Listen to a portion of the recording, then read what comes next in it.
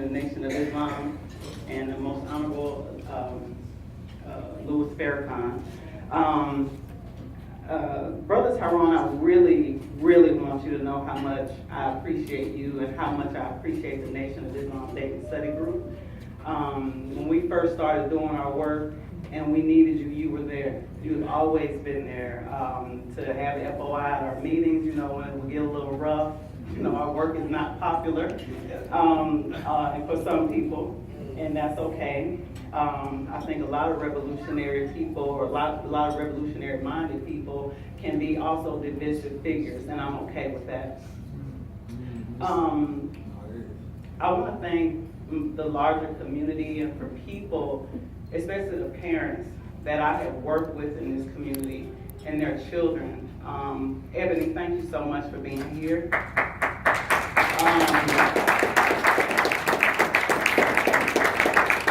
Sabrina, Donna, my sister, all the people that have come out to support me in the work that I do, and I support them. This work is extremely difficult. He's not lying, I am up a lot researching because I know there's a better way in how our children are being treated in schools. That's right.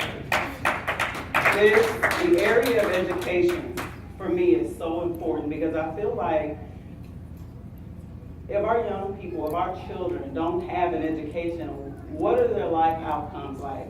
And I struggle with this idea around there was this vacuum of leadership when it comes to education. Dayton Public Schools is the largest school district in Montgomery County.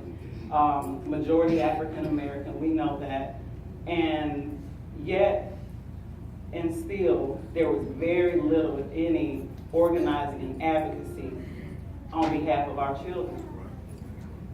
And I initially got started specifically around school discipline issues because I was like, wow, you know, our kids are getting kicked out of school at alarming rates. You know, this is a school to prison pipeline, that they're getting kicked out of school, you know, they're not learning anything, they're gonna end up in juvenile detention. And I just started pulling back the covers. There was so much happening from, you know, resource inequity from one side of town to the other, let's be honest. The lowest performing schools happen to all of them, not just one or two of them or majority, but all of them are in West Dayton. That's unacceptable. That's right. Our children deserve better. Our children are not thugs and criminals. Our children and our families deserve better. One of the things that we've really done is try to reframe what a black parent is in this community. Black parents catch so much hell around, quote unquote, not being involved. But there's another story that you don't hear about the so-called parents who aren't involved with their children. Okay? Many of these parents are the same people who come through this school system that have abused them and rejected them and kicked them out over and over again.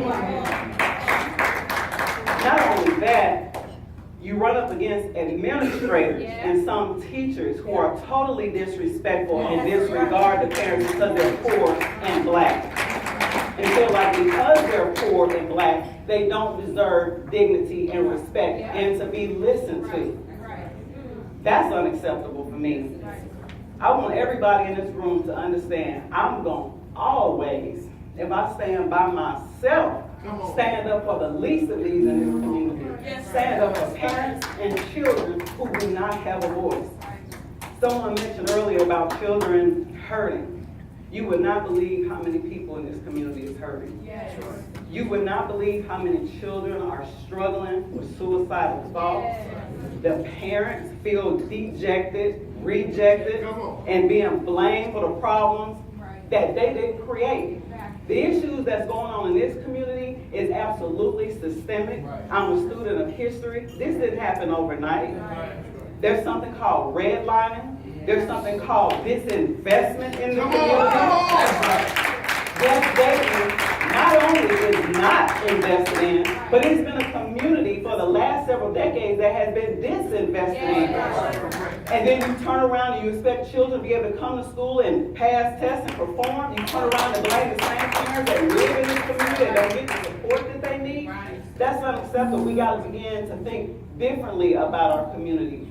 Where is the love when you see a parent or a young person who is coming into the school struggling, who may be acting out? Think about the conditions, the environment that they're living in. That's why they're acting out. They're reacting to a situation that they didn't create. And so far, very little or anything is being done to actually change that. And that's why I'm encouraged in this room today to be among the other honorees. Sister Shondell, amazing work. Okay? Amazing work. All the honorees, I think we bring our own strengths to what we're doing, and I think that we're going to continue to fight.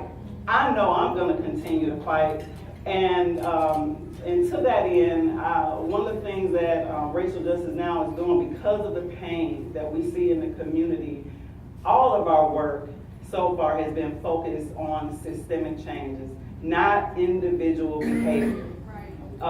There are plenty of organizations that's doing amazing work around individual behavior and trying to change individuals.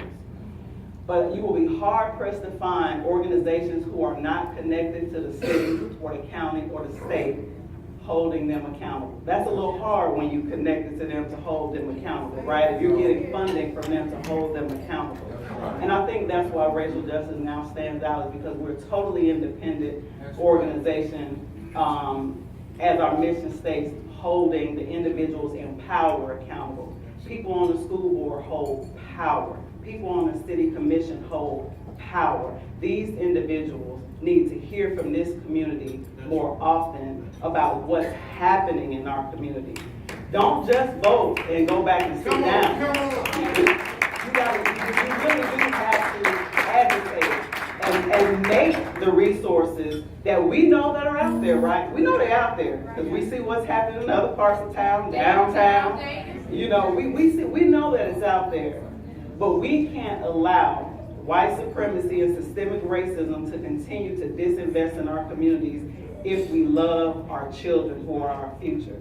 We should expect better and demand better. Thank you.